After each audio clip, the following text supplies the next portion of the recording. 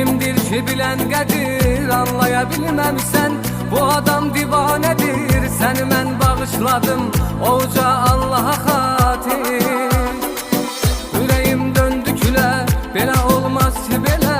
Düşübdü saçlara dən, vermişəm ömrü elə.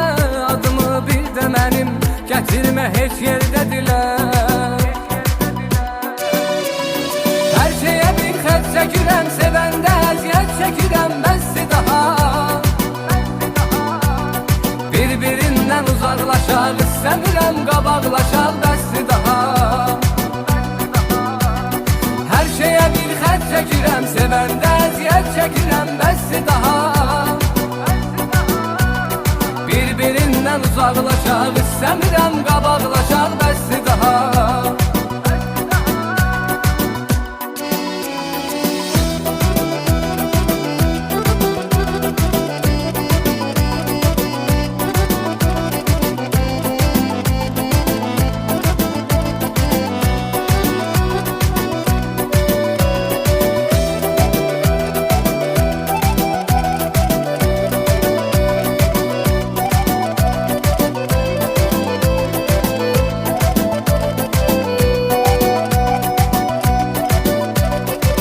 Mən sənə vurğun adam, yorulan yorğun adam, həyata küskün adam, ürəyi qırğın adam, yarın həsrətini çəkən, gülüşləri solğun adam.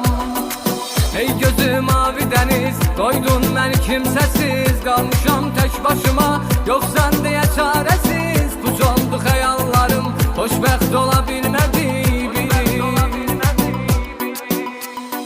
Hər şeyə bir xət çəkirəm, sevəndə əziyyət çəkirəm, bəssi daha. Bir-birindən uzaqlaşaq, istəmirəm qabaqlaşaq, bəssi daha. Hər şeyə bir xət çəkirəm, sevəndə əziyyət çəkirəm, bəssi daha. Bir-birindən uzaqlaşaq, istəmirəm qabaqlaşaq.